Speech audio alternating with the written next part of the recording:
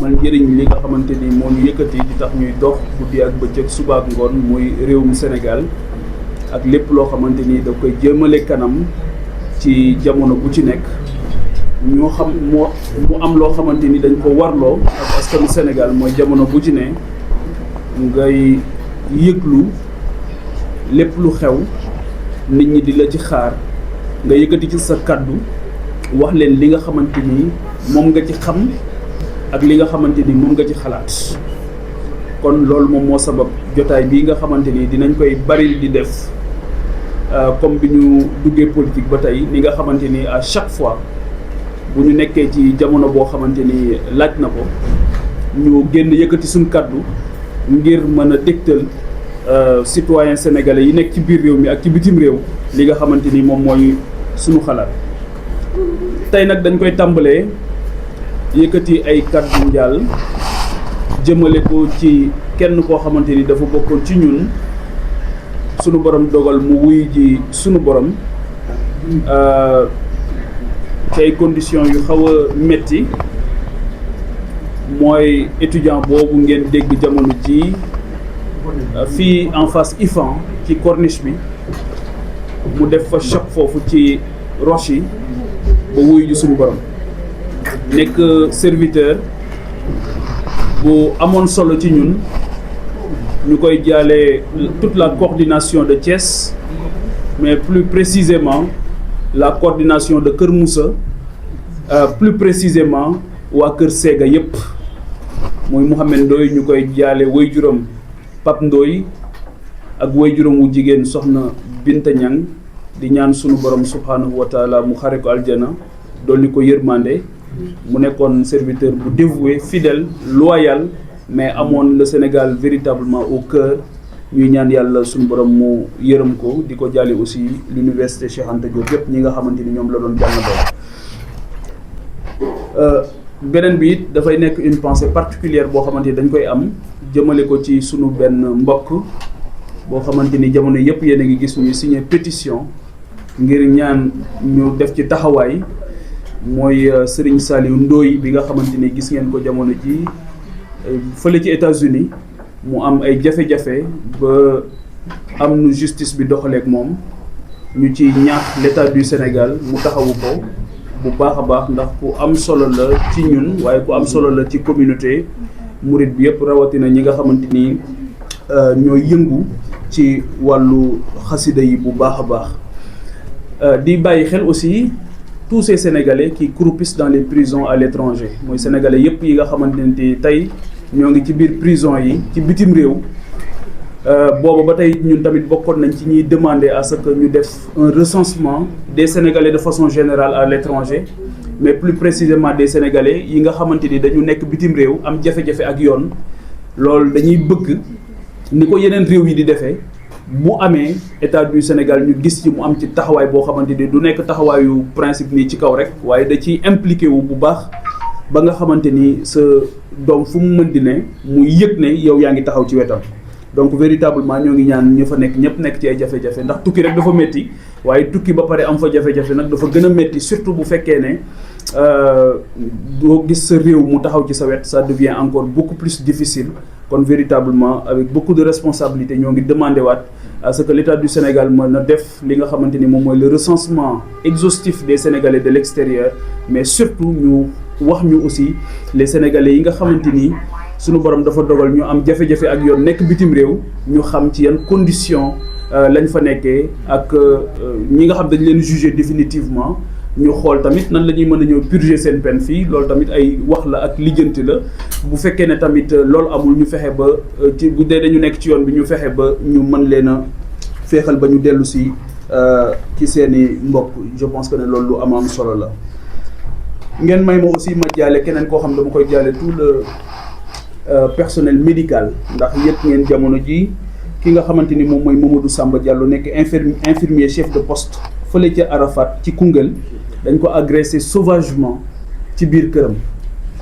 koo xamante ni dafa jógoon dem nekk foofu di taxawal Sénégal di faj ay doomu aadama ñu fekk ko dans ces conditions là agressé ko loolu aussi dafay interpeller waat la sécurité publique rawatina ñooñu nga xamante ni wax dëgg yàlla seen mucc farata la ndax ñoom ñooy taxawu nit ñi bu fekkee ne ñoom dañu nekk ci danger je pense que ne loolu dafay interpeller toute la nation sénégalaise malheureusement ni ma bëggoon ci dégg autorités yi dégguma leen ci noonu y compris le ministère de tutelle je pense que dégguñu ko ci te tey jii kooku dañ ko rey sauvagement ci conditions yu doy waar mais ñi nga xamante ni tamit seen soriwaay tey ak conditions yi ñuy liggéeyee mën naa tax sax voilà ñu seen bakkan ñu faatu te kenn du leen agressé mais conditions yi ñuy liggéeyee moom moo métti donc nous demandons aussi avec beaucoup d'exigence avec beaucoup de responsabilité le personnel soignant ñu gën leen mën a taxawu fépp koo xamante ni mën nekk nañ ko ci biir Sénégal parce que encore une fois conditions yi ñuy liggéeyee conditions yu métti la te loolu ñi nga xamante ni yëpp ñoo ngi voyager ci biir réew mi di tukki gis nañ ne des fois nga fekk leen ci conditions d'hébergement yi mais conditions de travail yi parce que tout simplement boobu ba tey aussi ñoom ñoo ngi xaar une revalorisation ci seen i conditions yi nga xamante ni ñoo ñu liggéey te liñ ciy jot ci ay jàmbat yooyu dafa bari lool te lu ci ëpp ci ñoom bu ñuy jàmbat du ñu jàmbat lu jëm ci ñoom mais dañuy jàmbat loo xamante ni moom moo leen mën a permettre ñu def seen liggéey convenablement. leneen li tamit comme ni ma leen ko waxee léegi jamono bi yëpp yéen a ngi ñuy suivre ci suñu actualité ñuy dalal ay sénégalais yu jógee ci boor bu ci nekk sénégalais yooyu nag maa ngi yëkkati sama ngërëm ci sama turu formation politique di leen gërëm bu baax a baax ndax fii ñu toll jafe-jafe bi ñu am sax mooy nan la ñuy mën a vider jamono bu ci nekk agenda instance yi ñuy am ci ñi ñu war a recevoir ñuy jóge fépp ci biir Sénégal ak ci bitim réew donc ñooñu tamit nga xamante ni tey ak démb dañ ñoo gis comme koo xamante ni yëkkati soxla askan wi dafa nekk yitte bu mag ci yow ñooñu mënuñu leen fay te maa ngi leen di gërëm bu baax di leen sant ils nous viennent de partout jamono yooyu nag jamono yi ñu recevoir ci ñoo xamante ni pour topp liggéey ñiy topp liggéey bi gis nañu ko ñoo xam dama koy évoqué waat fàttali ko gouvernement du Sénégal ndax fàttali baax na lool ci koo xamante ni dafa gaaw fàtte rawatina ñi fi ne moom gaaw ñu fàtte mais dañuy fàtt seen nopp yi kon ñooñu di leen fàttali di fàttal ñu nopp yi lu am solo la ndax dégg naa fan yi yëpp ñu bokk ci ñoom sax di wax ne tijji leen seen bureau yi recevoir leen nit ñi premier ministre ne tijji leen seen bureau yi jël leen téléphone yi mais moom premier ministre sax dafa tëj ay bureau moom sax neexut a gis am na ñu bëri ñuy jàmbat ne moom sax neexut a gis xawma lan la ñuy def nag à part liggéey pour Sénégal mais je pense que ne loolu en tout cas man ñi may recevoir dañuy fëgg buntu yi ba sonn duñu leen gis te loolu jàpp naa ne suñ responsabilité ñun en tant que représentant du peuple mooy di leen fàttali avec beaucoup de responsabilité li nga xamante ni moom moo leen teg foofu ci suivi boobu ci préoccupation yi ñu am maa ngi koy wax jamono bi mooy 312 policiers yi nga xamante ni keroog bi ñu fi mujjee jàkkaarloo maa ngi leen ko doon fàttali ñooñu nag dañu fi génne woon benn circulaire jamono bële daan leen indiwaat leen seen dossier pour ñu réintégrer leen mais jàpp naa ne boobu ba tey maa ngi koy topp mais tuuf kaani lay gën a nuróol nuruwut une volonté réelle de les intégrer te ñooñu dañ leen waroon a réintégrer sans condition parce que encore une fois ay tuuma la ñu teg ci ñoom jàpp naa ne sax dañu leen a waroon a damp parce que dañu teg ci ñoom ay tuuma yoo xamante ni teguwul bon wax naa ko fi nee naa premier ministre peut-être que dañ ko juumloo woon peut-être que aussi da ko teg ci li nga xamante ni moom la amoon ci ay documents jàpp ne ay ñoo xam amuñu qualification bi yooyu la loolu tam waxoon naa ko wérut dëppawul ak li nga xamante ni moom moo am et les faits le contredisent donc ces gens qui ont servi la nation il y a pas de civil dedans donc kenn civil amu ci ay ñoo xamante ni lañ dañu def formation militaire ba pare am seen certificat de bonne conduite am casier judiciaire vierge ñëw servir la police bàyyi woon seen i liggéey parce que pour l'amour de la tenue ñëw servir réew mi dans des métiers différents au niveau de la police donc ñooñu seen mérito wuñu ñu xëy dàq leen comme ay criminels mais dañ leen a waroon toppatoo sargal leen te maa ngi koy réitéré waat di ci woo ñi nga xamante ni aussi ñooy saytu wàllu ak yelleefu doomu aadama di ci woo kilifa yëpp ne ay borom kër lañ ñu bàyyi leen moo tax man dama jëloon engagement du ma leen bàyyi keroog sax maa ngi leen di tooñ ne leen man may nekk 313e policier bi donc véritablement je continue di jouer rôle boobu parce que jàpp naa ne ils doivent être réintégrés rawatina wax naa léegi ne Mamadou Samba Diallo dañ ko rey problème mu sécurité publique mënoo am problème mu sécurité publique am problème mu déficit ci wàllu personnel ba pare ngay xëy di dàq ay nit parce que tout simplement da nga jàpp ne voilà dañu ay nervi lañ di leen qualifier de nervi alors que c'est totalement contraire ak li nga xamante ni moom moo am. Donc je demande encore une fois te loolu maa ngi ñaan presse bi aussi ñu bañ a bàyyi loolu quitte à aller les interviewer maa ngi leen koy ñaan parce que ay pères de famille lañ yoo xamante ni derrière eux c'est toute une famille bu ñuy supporter te bu ñu leen dàqee alors que voilà ils ont servi la nation, ils méritent les honneurs de la nation, mais ils ne méritent pas d'être chassés comme ça de la police comme de vulgaires criminels. Donc je demande leur réintégration sans condition. Et circulaire boobu ñu defoon muy nuru luy leen di réintégrer maa ngi interpeller le ministre de l'Intérieur et de la Sécurité publique di intégrer le directeur général de la police nationale ne ko nañ leen delloo police sans condition bien sûr wala damay demander ça à ce que ñu dàmp leen parce que li ñu toog fan yëpp liggéeyuñu weer yi yëpp liggéeyuñu c'est pas normal. beneen licenciement yi toujours nga xamante ni dama ne woon du ma ko bàyyi parce que loolu mooy suñu responsabilité ñun doo ñëw rek wax ci actualité parce que dafa xew nga wax ko daal di koy bàyyi voilà après tu passes à autre chose dafa nekk loo xamante ni il faut que nga jël ko téye ko sa loxo ba nga xamante ni dina am résultat yi nga ci bëgg surtout bu fekkee ne li ngay wax dëgg la te loolu moom moo am avec des documents li ma waxoon keroog moo am on a eu des documents yoo xamante ni dafay prouver ne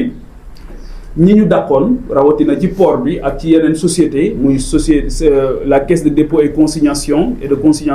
ak yeneen société yu bëri yoo xamante ni dàq bi ñu fa dàq sénégalais yi fa nekk teguñu ko ci dëgg teguñu ko ci maandu teguñu ko ci dara loolu aussi maa ngi ciy interpeller la presse mën nañu def liggéey bi ma def man daje ak ñoom jël documents yi effectivement c'est des gens qui sont victimes d'une injustice te li ko waral keroog gis ngeen ko ci 1er mai bi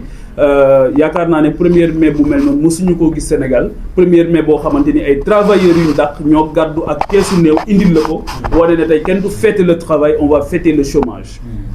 voilà te loolu jàpp naa ne aussi yéen gis ngeen ko man fàttalikuwuma ci sama xalaat li may topp actualité yëpp et c'est 15 dernières années yaakaar naa ne li ma raw ci actualité bariwul mais véritablement fàttalikuwuma 1er mai boo xam keesu néew la ñuy gàddu indi ko. may nuyu Boubacar Fall bi nga xam moom moo jiite le collectif ce qui s'est passé avec ces 30 000 travailleurs c'est d'une injustice notoire cuune lay wane ñàkk njàmbaar lay wane ci nguur gi mais dafay wane aussi fi nga xamante ni dafa nekk la bande-annonce de comment ils veulent gérer le pays ces prochaines années parce que tey jii boo jëlee en dehors de ces 30 000 licenciés c'est très injuste maa ngi demandé waat bu baax gis naa leen ñuy wër kër diina yëpp maa ngi ñaan kër xalif yëpp ak seen i njaboot ñu jàppale leen bañ delloo leen seen liggéey parce que 30 000 personnes rien qu'au port rek qu'au port de Dakar rek bon bien sûr le directeur du port de Dakar il fait autre chose à part travailler mais rien qu'au port de Dakar li ñu fa dàq c'est excessif c'est trop ba pare ñu ci bëri ci ñoom ay recommandé lañ mais ils vont dire recommandé nan lay dàqee recommandé c'est pas possible loolu xel nanguwu ko voilà donc su fekkee ne ñoom li ñuy def du recrutement politique xaw ma lan mooy recrutement politique alors que man ñi ma rencontré c'est des Sénégalais bon teint gisuma ci benn étranger loolu mooy li jiitu beneen bi aussi mooy gisuma ci koo xamante ni amul qualification ñi ma ci rencontré ñi ciy def droit ils maîtrisent le droit ñi ciy def ay commercial ils maîtrisent totalement le marketing ñi ciy def leneen maîtriser nañ ko donc c'est des gens yoo xamante ni qui sont bien formés et qui ont voulu travailler pour le Sénégal dans des secteurs très stratégiques dans des sociétés nationales donc dàq bi ñu leen dàq aussi du yërmande du maandu du njub ak luñ mën a wax loolu moom mooy li nga xamante ni moom moo am donc c'est totalement injuste donc ñooñu aussi ñoo ngi demander à ce que ñu revoir seen situation beneen situation bi nga xam dafa ma préoccuper trop mooy la situation du secteur privé national bon balaa may wax ci secteur privé bi bon c'est lié d'ailleurs parce que licenciement yi aussi dafa am ñaari phénomène yoo xamante ni xew na ci diggante Espagne ak Qatar loolu tamit mënuñu ko bàyyi mu jàll noonu parce que mooy li ñu tuddee ñoom migration circulaire te loolu mooy amuñu solution pour le chômage amuñu solution loolu rek la ñu wax amuñu solution pour chômage bi beneen bi mooy suñu diggante Qatar ba foofu moom li fa gën a grave mooy Qatar da ne seen diplômé yi lañ soxla ñi qualifié lañ soxla alors que da ngay soxla tabax sa réew loolu candidat bu ñeme woon a taxaw fii au mois de mars 2024 man yàlla dimbali woon na ma je faisais partie des 18 candidats candidat bu fi ñeme woon a taxaw wax ko bala ngay pare ñu ne lay demal toog yow tu es disqualifié képp ku fi waxoon migration circulaire ñu ne la demal toog donc véritablement loolu aussi ça c'est un échec patent un certificat d'échec la par rapport ak li nga xamante ni moom mooy la problématique de l'emploi la question du secteur privé sénégalais maa ngi leen di masawu ñoom tamit ñoom amuñu interlocuteur kenn dégluwu leen gis nga leen ñoo ngi jooy rek ku ci wax nga xam ne amul interlocuteur mais li ci gën a grave et loolu tamit maa ngi ñaan presse bi ñu def ci liggéey bu baax aujourd'hui bari na ci secteur privé ñoo xamante ni koo ci waxtaanal ñii ña nga jëm Abidjan ñii ña nga jëm Abidjan ñii ña nga jëm Gambie gi ñoo ngi ku nekk yaa ngi xool nan ngay def ba dem liggéey ji fenn parce que ñii ils sont persécutés mais quelqu'un du secteur privé boo xamante ni tey boo demee fa ñuy daggee impôt ñoom ñëpp ña nga fa rang donc foofu la ñuy xëy tey donc véritablement je pense que le palais et la primature d'ailleurs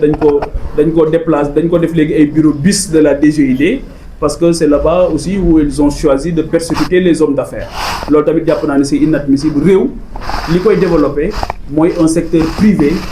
bu am solo bu bëgg réewam bu jàppale réewam mais dafay ànd ak un état stratège bu intelligent boo xamante dina mën a dimbali réewam pour mën ko suqali loolu nag la ñu gisul gis nañ ne notre état n'est pas suffisamment stratège véritablement dafa nekk il veut se passer pour un agent de recouvrement wala soit leneen kenn xamul lu muy nural fi mu ne mais en tout cas lii ñu gis nii moom jëmul kër mooy secteur privé bi ñoo ngi jël seeni bagages di dem je pense que même presse bi am na ci ñoo xamante ni ñoo ngi bëgg a jël seeni bagages tamit di dem mais bon je vous demande de rester on va mener le combat ensemble pour la situation surtout des travailleurs que vous êtes dans les maisons de presse parce que xam nañ ne métti woon na mais gën naa métti léegi parce que li tax mu gën a métti léegi mooy seen ministre bi dégg naa daal gëjoon ci réew mi donc xamul wàllu presse bi ni muy doxee donc il dit tout et n'importe quoi te jàpp naa ne loolu tamit yellowul baax na ñu delloo si en tout cas à l'orthodoxie un ministre boo xam dina mën a wax ak la presse jàppe leen ay collaborateurs mais du leen jàpp rek comme aussi ay vulgaires délinquants yoo xamante ni daf leen war a persécuter tëj seen i groupe de presse jàpp naa ne loolu c'est inadmissible leneen li nga xamante ni aussi daf ñu dal fan yi mu am solo di dugg toujours dans ce cadre de l'incertitude économique mooy dañu recevoir benn mouvement bu am solo bu tudd ànd dooleel transport qui rassemble les taximans beaucoup de taximans le regroupement des taximans du Sénégal may nuyu seen président Pape Seck Modou Seck bi dëkk Pikine ñu ñëw seet si ma c'est la deuxième fois ñëwoon nañ seet si ma avant la présidentielle parce que boobu dañ doon wër di déglu candidats yi ci lan mooy seen préoccupation sur la problématique du transport bi élection yi jàllee aussi jamono bi ñu gisee ni seen secteur demee ñuy wut li ma wax léegi ne kenn dégluwu leen le ministre des transports bugg leen a recevoir bugg leen a déglu le premier ministre bugg leen a déglu le président moom li gën a grave non seulement dégluwu leen mais dafa dem rencontrer seen concurrent boo xamante ni dafa ñëw di leen def une concurrence déloyale sur le terrain beneen bi mooy yéen ñëpp gis ngeen ay xeetu taxi noonu laa ko mën a VTC yoo xamante ni yéen a ngi leen di gis ñuy daw ci dëkk bi mais ay ñoo xam ñi ko moom du ñu ay sénégalais ay doxandéem lañ yow secteur bi nga amoon rien que man ñi ma recevoir seen regroupement bi ak boo ko defee par extension il tourne autour de 28 000 il y a 15 000 qui sont actifs li ñu ma wax mooy ñu ci bëri ci ñoom ñoo ngi bëgg a jaay seen i taxi parce que tout simplement la concurrence non seulement la concurrence est déloyale mais beneen bi mooy jafe-jafe yi ñu am pour ñu mën leen a déglu pour mën a réformer seen secteur pour mën a changer le parc automobile renouveler ko mais mën leen a accompagner aussi pour ñu def un service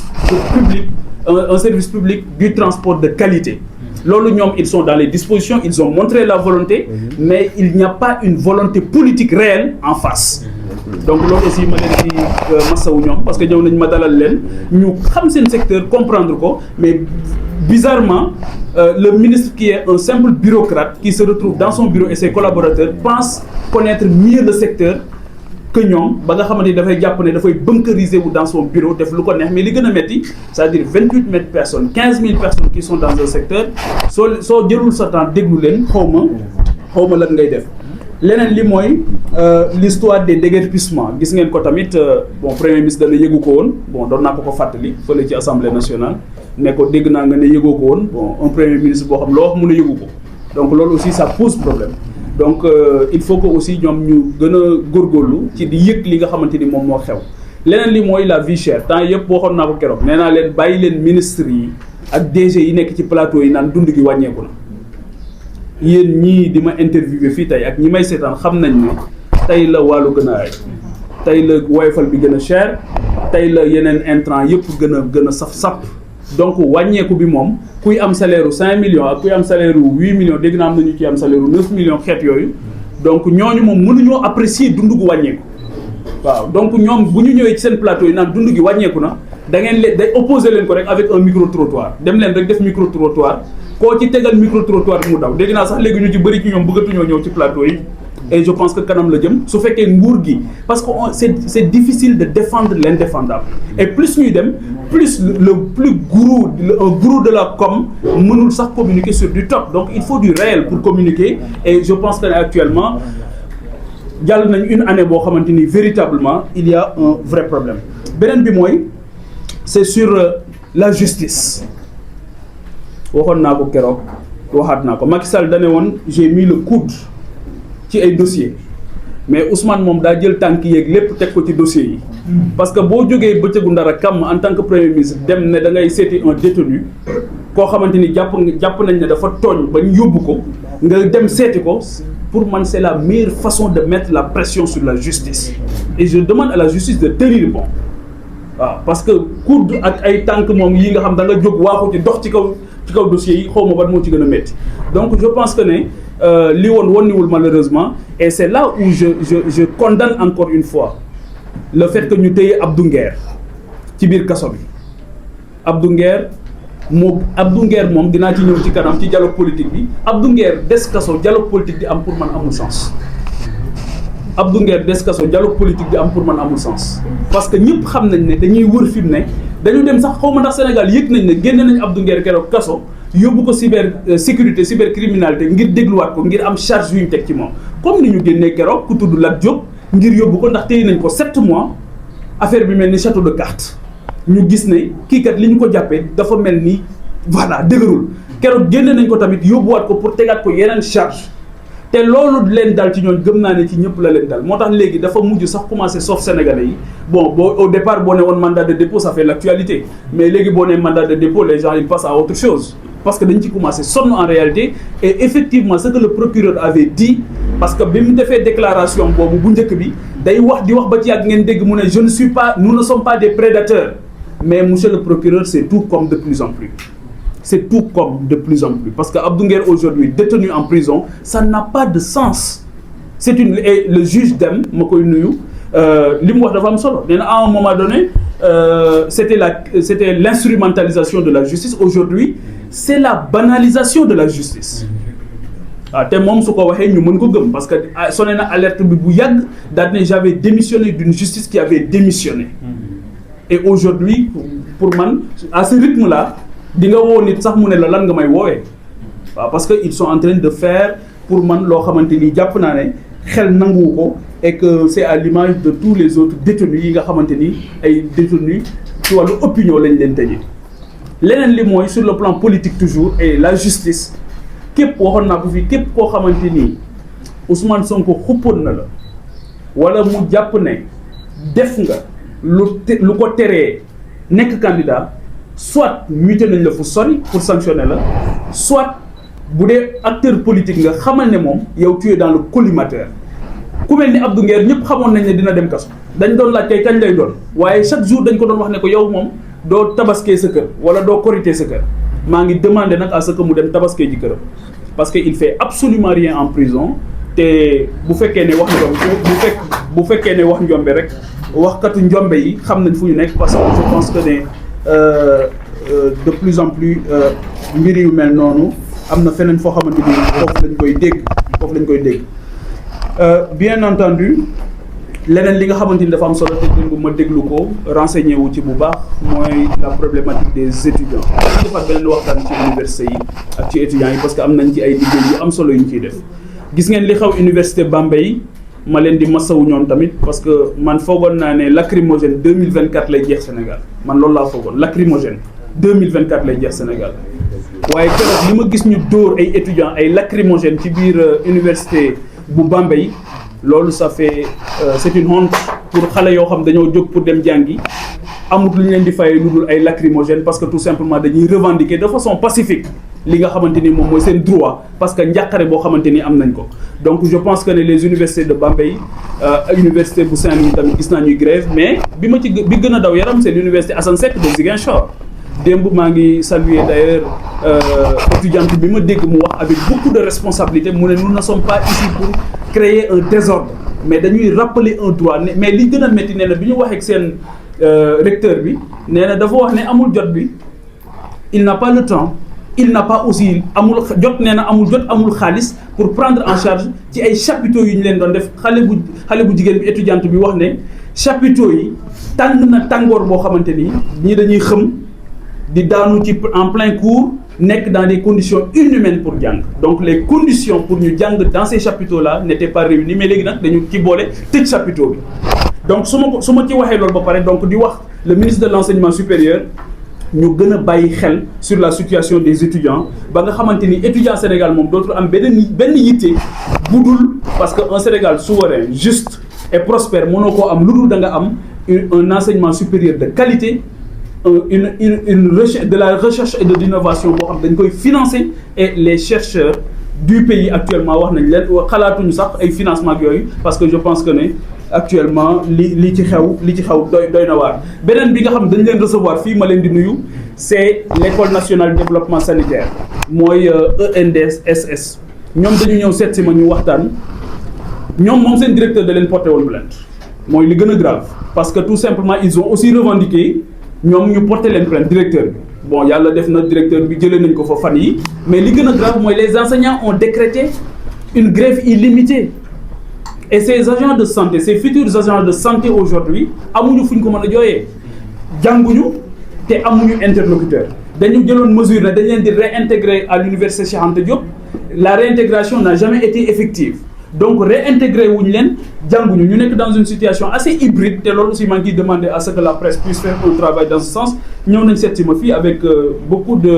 d'amertume laa leen recevoir mais leur situation est catastrophique et chaotique et jàpp naa ne tey war nañu fexe ba enseignants yooyu de concert avec le ministère de la santé le ministère de l'enseignement supérieur ñu fexe ba nan la ñuy jëlee en charge seen conditions enseignants yi ñoom tamit pour ñu mën a dem jàngi parce que actuellement ils sont en train de payer le lourd tribut par rapport ak dysfonctionnement yooyu nga xamante ni am na ci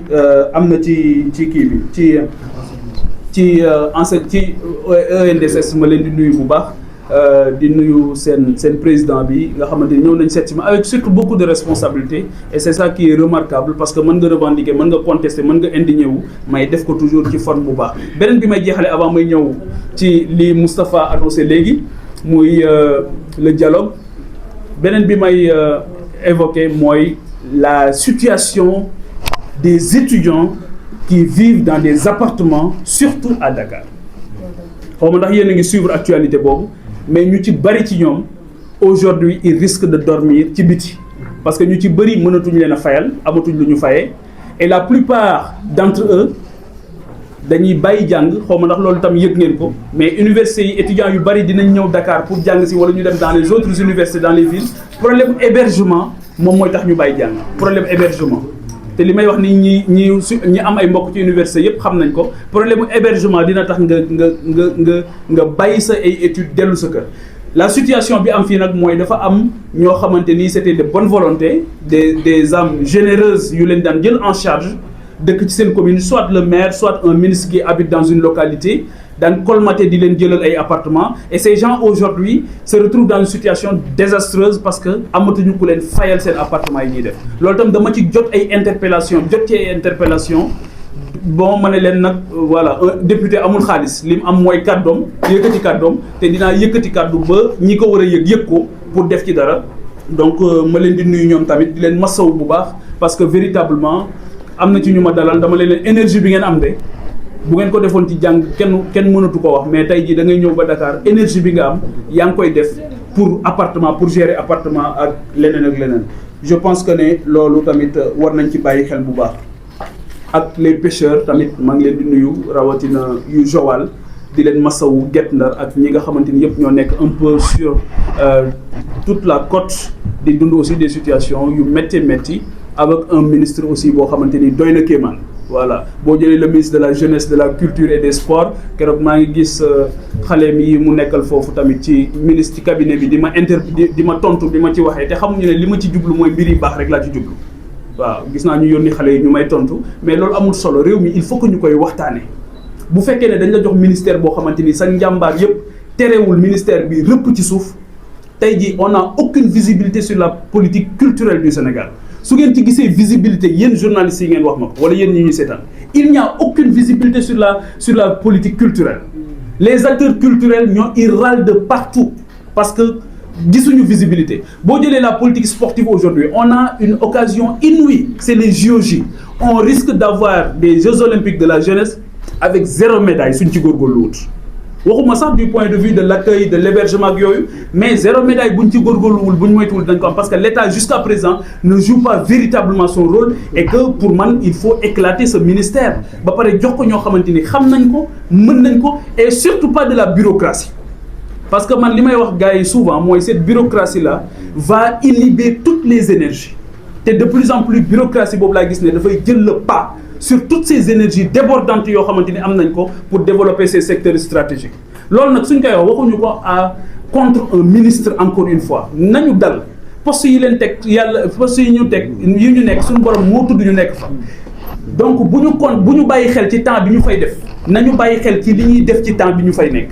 loolu moo ma ëpp solo mais di bàyyi xel temps bi ma fiy def di def ay pexe pour toog fa loolu amul solo li am solo mooy est-ce que yow yaa ngi développer secteur bi est-ce que y a un véritable plan stratégique de développement de ces différents secteurs la jeunesse n'en parlons pas la jeunesse véritablement n'en parlons pas su fekkee ne at mii gis ngeen ci l'impact de la jeunesse dans le cadre de ce ministère là su fekkee gis ngeen ko rek ngeen wax ma ko man en tout cas gisuma ko on attend toujours une lisibilité dans ce sens alors que la frange la plus importante aujourd'hui de ce pays est essentiellement constituée de jeunes loolu tamit dafa nekk problème boo xamante ni c'est un problème majeur. Maintenant je peux faire allusion aussi au ministère des collectivités territoriales les conseils départementaux ba fii may wax ak yow pas de fonds de dotation ñoom tamit dañuy xëy ils se tournent les pouces il y a absolument rien à faire donc loolu yëpp nag soo ko boolee dans ce contexte là bi nga xamante ni ñun ñëpp suñu bopp yi fi mu ne gis naa keroog benn image boo xam dañu wane bopp bi wane place cerveau bi ñu def fa am xar yaakaar naa ne fi mu ne nii moom ñëpp xar la ñuy lijjanti fi mu ne ci réew mi am na fu ma lire keroog je pense que ministre bi ko ne y a un gap de 400 000 têtes boo xamante ni am na mais problème bi du indi xar problème bi mooy lu ñu ko mën a jëndee waaw xaw ma ndax presse bi am ngeen avance tabaski ak yooyu xaw ma ndax génnagul voilà donc nee nañ génnagul voilà donc ni mu génneewul ci yéen nag la génneewul fépp waaw voilà donc yaakaar naa bu weesoo Diomaye ak Ousmane xam naa ne ñi fi am xar dina néew xanaa ñi ñuy maye ay xar donc loolu aussi bëgg naa ñu def ci taxawaay yu am solo véritablement pour permettre aux Sénégalais ñu mën a am xar avec un coût boo xamante ni du nekk problème pour ñoom. léegi nag c'est dans ce contexte mesdames et messieurs ci la ñu ne dañuy woote un dialogue politique président dafa wax ne dama woote un dialogue politique la journée du 28 ci calendrier républicain bi la nekk mu nekk date bu am solo ndax réew il faut que nit ñi di toog di péncu ñoo am pénc mu am solo nag bu tudd assemblée nationale pénc moomu c'est par excellence le lieu du débat démocratique de la contradiction mais foofu la xel yeeg xalaat yi di daje ci ñi nga xamante ni dañ leen a yónnee ñu jóge ci ay gox ñëw daje fa mu nekk barab boo xamante ni foofu le lieu du dialogue ak yeneen instances yi nga xamante ni aussi dialogue yaa ngi fay am ak ci biir réew mi ak ci biir médias yi nga xamante ni jamono bu nekk dialogue nga fay am ay nit yu wuute xalaat di toog di waxtaan di xool nan la ñuy def ba joyante mbir yi donc jàpp naa ne Sénégal fondamentalement mënuñoo wax ba du réewu dialogue réewu waxtaan la ndax tey jii da ngay gis Sénégal rek ngay gis man en tout cas ci li may topp ci histoire Sénégal rek ngay gis ay travailleurs ñëw am problème nga gis ne am nañ problème ñu ne dem nañ seeti ministre bi dem nañ seeti premier ministre dem nañ seeti président bu ñu fa jógee nga gis ñuy def tuuru syndicats yi les droits de l'hommiste dem seeti les khalifes généraux dem seeti le clergé donc loolu dafa mel ni Sénégal c'est pratiquement une exception sénégalaise loolu nag ça veut dire beaucoup de choses ci mentalité bi sénégalais am ba saa bu defee naka sudul noonu rek mooy peut-être il est poussé jusque dans ses derniers retranchements wala comme li ma wax léegi ci taximaan yi kenn dégluwu leen. Donc véritablement le dialogue se passe au quotidien au Sénégal léegi nag quand vous êtes élu bu fekkee ne dañ la tànn ñun ñëpp moi j'étais candidat à la présidentielle booy ñëw ci booy nekk candidat ci présidentielle da ngay am gis-gis bu sori une vision am un rêve pour sa dëkk xalaat gént bu rëy pour sa dëkk xool yeneen réew yi xool sa réew daal ne sama réew fii laa ko bëgg a jëlee fii laa ko bëgg a yóbbu mais dans tous les domaines de la vie économique et sociale aussi bien sur le plan matériel qu'immatériel. Alors su fekkee ne fal nañ la soo ñëwee ba dem élection ñu fal la nga demaat élection ñu fal la jàpp nañ ne li ci des c'est prendre des décisions mais pas des décisions yoo xamante ni qui ne sont pas pertinentes mais des décisions pertinentes yoo xamante ni dafay changer le quotidien du Sénégal loolu lañ jàpp ne ba tey dafa des loolu xëy na télé boobu ñu yëg ñoom parce que ils ont montré rapidement une volonté d'omniprésence malheureusement qui a débouché sur un aveu d'impuissance dafa mel ni fi mu ne ni loolu moo tax ñu ne échec bi il faut que ñu wut nag ñu ko porter ñu porter échec bi pour mën a défendre l'échec parce que actuellement loolu laa gis même sur la question aujourd'hui de la criminalisation de l'homosexualité lan nga ciy gis mooy nañu dem génne ay nit yoo xamante ni dañuy expliquer lan moo tax mënuñu ko def booba ba tey c'est tout ils expliquent l'échec. Allons-y chercher des gens qui viennent expliquer l'échec. Échec par rapport à trouver des solutions pour les jeunes, l'emploi des jeunes. Échec pour trouver un bon système politique. Nous avions déjà un... Parce que si un système politique, partout au Sénégal, ñi tukki yépp wax nañ la ko dañ naan ñu nan ngeen def ba génn ci jamono mars 2024 ñu ne leen mais on a un conseil constitutionnel qui a osé dire non au président de la République. C'est tout. La fameuse loi interprétative bi nga xamante ni ñoom moom la ñu bëgg a choisir ñi nga xam ñoom la ñuy topp ak ñi ñu dul topp conseil constitutionnel ne attention li ngeen bëgg a def nii jëmul kër donc Sénégal réew moomu la réew moo xamante ni da ngay bëgg a def dara ak koo mën a doon su tegul ci yoon dina am ku ne la attention fi nga bëgg a jaar du fii moo tax moo waxoon ko keroog ne ko kenn du effacer kenn dañuy bàyyi nit ñi ñu nekk fii di wax seen xalaat di ko wax nag ci yar ci teggin ci xam-xam ci yitte bu mat sëkk te man loolu laay woote mooy yar xam-xam teggin ju mat sëkk mais yitte aussi bu mat sëkk parce que loolu moom mooy développer réew et gis naa absence de volonté boobu de la part des autorités actuelles. Alors donc loolu moo tax ñun bi ñu biir effectivement j'ai été saisi parce que ñi ñuy topp yëpp xam nañ ne nous sommes une formation politique très responsable 3 ans de vie politique lañ def ma fàttali ko journalistes yi 3 ans de vie politique fàttali ko wàllu Sénégalais yi ñuy topp yëpp 22 avril 2022 la ñu def suñu déclaration pour dugg en politique 22 avril bi passé lañ def 3 ans de vie politique 3 fois lañ ci dem élection bokk élection législative 2022 bokk élection présidentielle 2024 24 mars 2024 bokk élection législative 17 novembre 2024 3 élections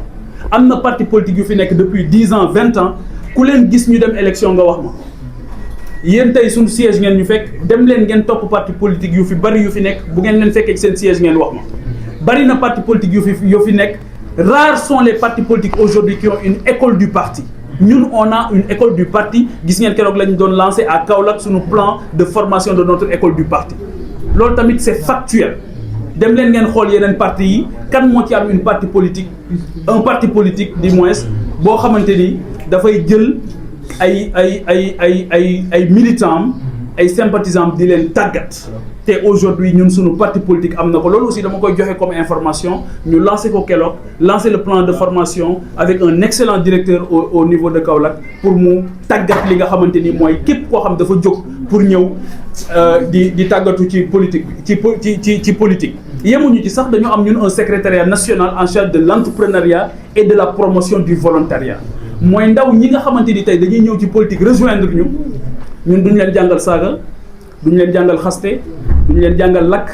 duñu leen jàngal taal mais dañuy leen di jël tàggat leen ci wàllu entrepreneur donte amoo métier mën nañ la dimbali ci ñoo xamante ni mën nañ la former ci métier ngir wane suñu yéene dëppoo ak li ñuy woote woo muy les serviteurs bari na koo xamante ni fii la dugg fii la ami métier et ils peuvent me témoigner ñoo ngi nii toog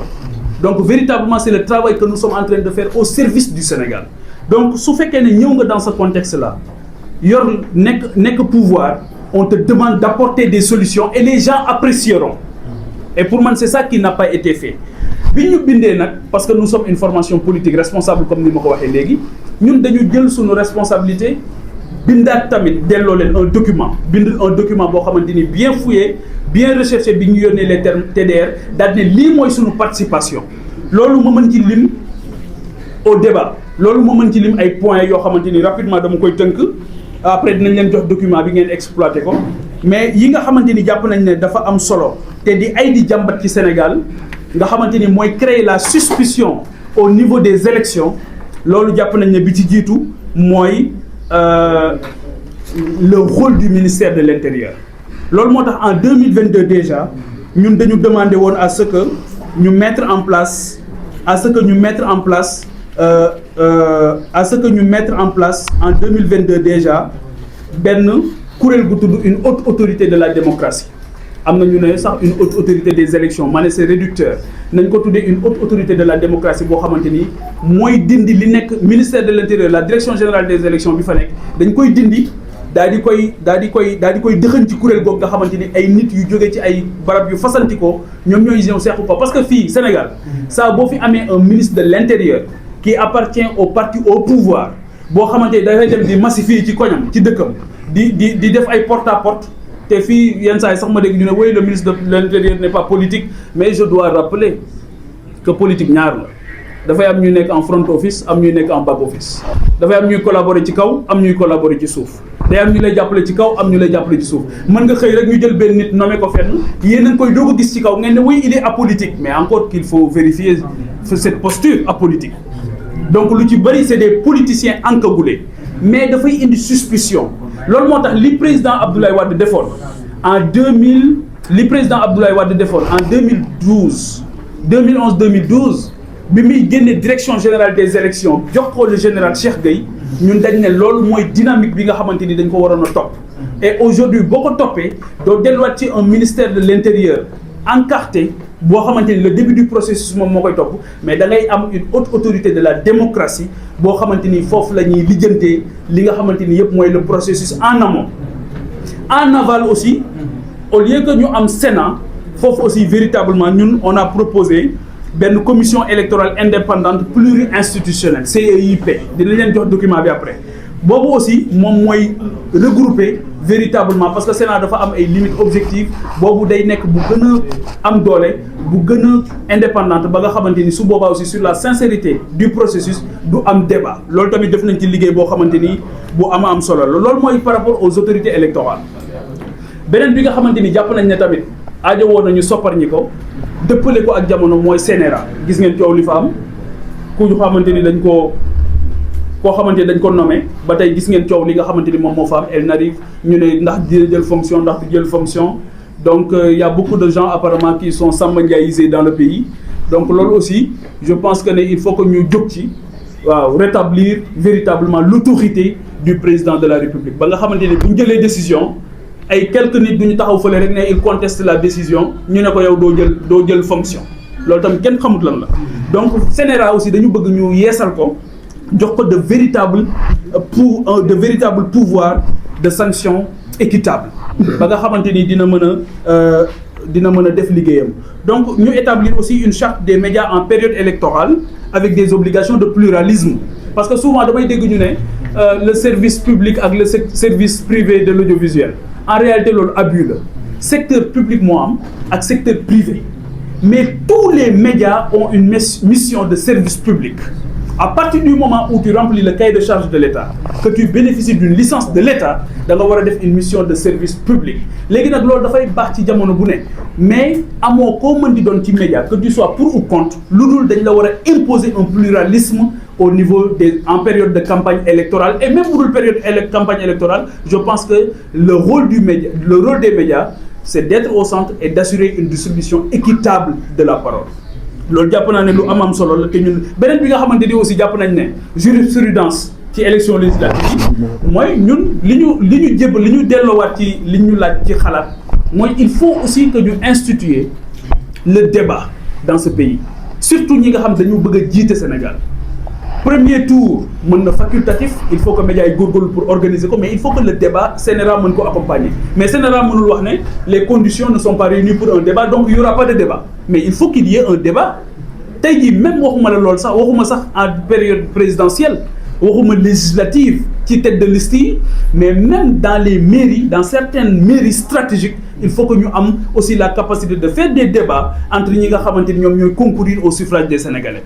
ba nit ñi am une lisibilité par rapport ak choix yi ñuy def et loolu dañu jàpp ne premier tour des élections présidentielles ça peut être facultatif mais dañu jàpp ne dañu war a tey jii Sénégal war a avancer ba rendre obligatoire au second tour en cas de second tour le débat entre les deux personnes qui sortent du lot ñooñu moom seen débat farata la war a doon kenn ku ci nekk yëkkati sa xalaat wax li nga xalaat ba nit ñi mën a apprécier li nga xamante ni moom la ñu xalaat beneen bi c'est par rapport beneen question bi nga xamante dañ ci xalaat lu bari bind ci aussi delloo ko ñi nga xamante ni ñoom ñoo ñu bind yónnee mooy par rapport ak li nga xamante ni mooy le code électoral ñun dañu jàpp ne le code électoral a été instrumentalisé et modifié au gré des intérêts politiques dégg ngeen fi article 29 am na ay temps journalistes yëpp a maîtriser benn jamono journalistes yëpp a maîtriser article 29 article 30 article 100 article 200 ñëpp ko maîtriser tout ce qui touche yenn saa yi bu ñu nee article 29 sa xel dem ci Karim Wade bu ñu nee article 30 sa xel mën na dem ci Khalifa Sall vice versa parce que dañ doon modifier le code électoral au gré des intérêts politiques loolu moo tax ñun dañu xalaat ne il faut uniformiser les versions et instaurer une version consolidée officielle leneen li mooy la CEDEAO dafa wax ne à 6 mois d'une élection présidentielle mënatuñu laal li nga xamante ni moom mooy les règles du jeu ñun jàpp nañ ne c'est dafa xat trop te mën na nekk source de conflit ñun suñu sañoon dañuy def à 18 mois 1 an 6 mois d'une élection présidentielle kenn dootul laal les règles du jeu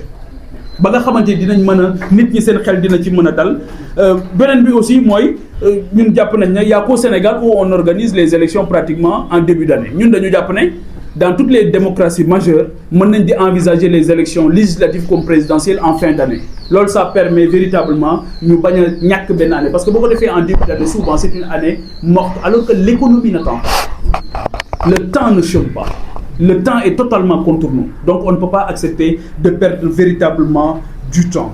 donc bëgg nañ aussi véritablement que les gens dépolitisent li nga xamante ni moom mooy la justice le remaniement du conseil supérieur de la magistrature ak yu bari yoo xamante ni xalaat nañ ci bind nañ ci dinañ ko mettre à votre disposition mais encore une fois je dois rappeler que nous étions un candidat à l'élection présidentielle et képp koo xamante ni da nga nekk candidat élection présidentielle question yi ñuy interpeller ni tey boo xoolee TDR yi da ngay xam ne lii moom bu fekkee nit xalaatu ci ba pare daal di ñëw ne dafa bëgg a nekk président de la République mooy kooku parewul woon et malheureusement c'est ça qui se passe léegi nag au regard de l'urgence de l'heure au regard du contexte actuel au regard de tout ce que les Sénégalais vivent actuellement ak li ma fi soulever yi nii yëpp ci kii bi ñun jàpp nañ ne moment bi c'est assez compliqué pour mobiliser autant d'énergie nee nga pour réfléchir sur des questions yoo xamante ni jàpp naa ne mën nañ ko jéggi rapidement parce que les questions économiques n'attendent pas et je dois rappeler que fondamentalement nous sommes ñëpp xam nañ ko des gens de paix et de dialogue pourvu que les conditions soient réunies parce que tey jii bi ñu wootee les assises de la justice ñëpp xam nañ ne dama jël sama responsabilité am le mandat de mon parti ma dem ci assises de la justice yi assises yi lan moo ci génn lan lu ngeen mën a teg baaraam moo ci génn booba ba tey dans les tiroirs wala am na lu ngeen ci yëg lu génn ci biti man yëgu ma loo xamante leen daal xam naa ko moom bu ñu jógee ci assises de la justice yi daal def nañ njombe boo xamante ni jàpp naa ne c'est le plus grand scandale de ce régime mooy xëy benn bés daal dina taxawal nañ commission boo xam kenn xamul commission bi ñan ñoo ci bokk daal dina génn nañ 5 milliards yoo xamante ni ñoo ngi koy joxe kenn xamul ci yan condition lañ ci joxe moo tax maa ngi saluer d'ailleurs koo xamante ni keroog nee na dañ ko woo ne ko dañ lay yónnee 500000 mu ne du ko jot ma ne ko wax nga dëgg parce que kan moo mën a définir lan mooy tax nit nekk victime kan moo mën a définir loolu ku dul justice mais sur quelle base ngay joxe kii 500000 kii 550 000 kii 10 millions kii 30 millions ci ban base nga koy joxe xaalis boobu xaalisu Sénégal la waroon nañu xam fan lañ koy jëlee beneen bi mooy surtout la qualification de victime wax naa ko fi waxaat naa ko fi ki nga xamante ni dafa tëj liggéeyukaayam 1 semaine 2 semaines 1 mois mënta liggéeyi di war a fay ay salaire mais kooku victime la wala du victime la ki nga xamante ni dafa war a faju ji ci hôpital yi tëj ba mu faatu këram parce que mënul dem faju ji parce que transport public amatul kooku victime la wala du victime la. Donc il y a, en voulant faire de la justice, ils ont véritablement fait de l'injustice. Commission bi yéen journalistes yi laay interpellé dem leen ngeen laaj commission bi ñan ñoo ci bokk dem leen ngeen laaj leen 5 milliards yi ban taux d'exécution lañ toll mais dem leen ngeen laaj lan moo tax Samba am 500 000 Demba am 10 millions kii am 30 millions kii am leneen kenn xamul fi mu ne nii nan lañ koy distribuer. gis naa benn communiqué laconique bu ñu def d'ailleurs boo xamante ni ça ressemble véritablement à une insulte pour la justice du Sénégal te pour man Sénégal waroon na romb foofu donc véritablement loolu aussi maa ngi ciy interpeller la presse di ci interpeller l'État juróomi milliards yi jógewul ci seen poche te avant juróomi milliards yi sax déggoon ngeen 108 millions yoo xamante ni génne woon nañ ko 108 millions yooyu kenn xamul fu mu jaar kenn xamul nan lañ ko distribuer loolu tamit c'est injuste waaw loolu tamit jàpp naa ne war nañ ko xoolaat bu baax léegi nag mbokk yi wax bu jógee xel yi la ñuy laaj pas xol yi xel yi nit ñi déglu ak seen xel man je pense fondamentalement que ñi ma évoqué nii yëpp ñi ma fi tudd ñëpp ñu may jàmbat seeni liggéey au quotidien su ma sañoon ñooñu rek ñooy les vrais interlocuteurs aujourd'hui de l'État du Sénégal ñi soxla dialogue dëgg mooy taximan yooyu ma wax ñi soxla dialogue dëgg mooy les créateurs de richesse ak d'emploi mooy le secteur privé bi nga xamante ni ñoo ngi jël seeni bagages am na ci koo xamante ni waxtaan nag moom fan yi nee na day quitter dem ci benn dëkk bu jege Sénégal ma ne ko lan moo tax mu ne ma dañu may auditer mais bi ñu koy auditer li ñu ko doon laaj mooy quels sont tes relations, est-ce que tu es ami avec un tel ancien ministre mu indaale son conseiller technique ñu toog ñoom ñaar di débattre avec une commission kenn ci ñoom daggee fële ne ko mais yow li ngay wax ni c'est trop technique mu ne leen mais je suis dans un domaine technique li may wax foog mu technique lan ngeen bëgg que ça soit politique ñu ne ko quelles sont tes relations avec tel ministre tel ancien ministre mais loolu question la vous pensez que c'est sérieux loolu justice la c'est pas de la justice c'est de l'inquisition donc loolu moo tax ñun en toute responsabilité moi je suis un député du peuple sénégalais j'ai un mandat du peuple sénégalais loolu moo tax du ma laqatu ci samay biiri néeg di def quoi que ce soit au détriment du peuple sénégalais loolu moo tax li ñu ma wax ak li ma leen wax ma ñëw ne ko tànjang ci peuple ci penc mi ne leen lii la ñu ma wax lii laa leen tontu lii laa xam lii laa xalaat on va poursuivre le travail que nous sommes en train de faire continuer di tijjal suñuy buntu sénégalais yi di leen sant di leen gërëm fépp fu ngeen mën a nekk ci biir réew mi ak ci bitim réew di leen wax ne dialogue boobu nga xamante ni bés bu am solo la d'ailleurs ñoom ils ont souillé même la journée du 28 parce que c'est pas un dialogue politique c'est pas une journée du dialogue politique c'est une journée du dialogue national journée du dialogue national nag mënoon na nekk bés bu am solo boo xamante ni dañuy delloo siwaat yaakaar dundalaat yaakaar parce que tey jii képp ku nekk bitim réew di xëy di xool la presse sénégalaise da nga naan réew mi réewum sàcc rek la ay sàcc rek a fa dëkk une détestation de soi boo xamante ni ñoo ngi koy def ci ndaw ñi di ko def ci nit ñi raison pour laquelle les gens ils veulent partir ñëpp a ngi bëgg a dem ndaw ñee doon dem waaye léegi mag ñaa ngi takk seen bagage di dem voilà parce que tout simplement nit ñi non seulement dundaloo yaakaaru dalaloo xelu mag ñi dundaloo yaakaaru ndaw ñi et c'est une question catastrophique démb bi ñuy dem di jaale ji suñu xarit boobu Mouhamed Ndoye di ñaanal suñu borom mu dolli ko yërmande egg naa ci benn station de service boo xamante ni ñañu fa fekk les pompistes dañ nañu Pape Djibril dimbali nga wax ci suñu situation ñun aussi ñoo ngi bëgg a dee donc ñooñu situation yooyu ñu nekk ak seen yaakaar ni mu jeexee ñun dañu bëgg ñu dundalaat yaakaar ji parce que encore une fois ñi ñu fal ils sont de notre génération te nii ñu nekk di échec mbetteel mu rëy lañ ci am ñun ñëpp nii ñu nekk di échec mbetteel mu rëy lañ ci am te jàll nañ une année boo xamante ni rien n'a été fait xool naa ba sonn keroog benn journaliste laaj na ma ko ne ma at mi ñu romb lan nga ci xalaat di def ma ne at mi ñu romb moom le premier mai bii moo wane liñ ci def